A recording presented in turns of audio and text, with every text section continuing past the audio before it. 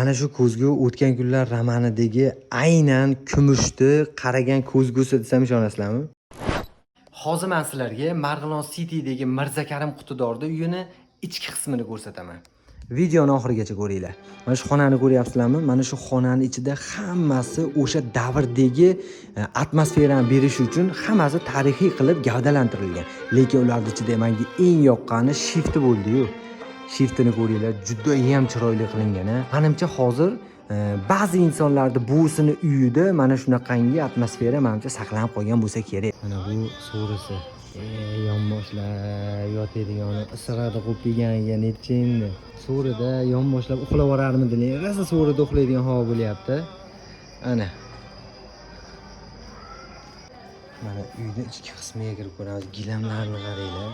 O'sha vaqtdagi o'xshaydi, mana qaranglar. Buncha go'zal, buncha go'zal. Mana bunaqangi to'shaklar menimcha hozir ham bo'lsa kerak uylaringda. Faqat buvisini uyida hammani. Mana tachkalarni ko'ringlar, juda ham chiroyli qilingan. Mana shu ko'zgu o'tgan kunlar romanidagi aynan kumushni qaragan ko'zgusi desam ishonasizlarmi? Bilmadim, lekin juda qadimiy ekan, lekin eski o'sha davrdagi ko'zguga o'xshar ekan. Lekin kamera bo'lmagan o'sha vaqtda. Kamera qo'yib qo'yishibdi, albatta xavfsizlik uchun bu. Qish keldi deguncha hammamiz oldin mana shunaqangi sandal qilib olardik. Oyog'imizni ichiga tiqib, issiqqina ichida cho'q bilan o'tirardik, esladingmi? Mana shu ko'zani tushirib yuborsalaring, necha pulga tushasizlar? Taxmin qilinglar.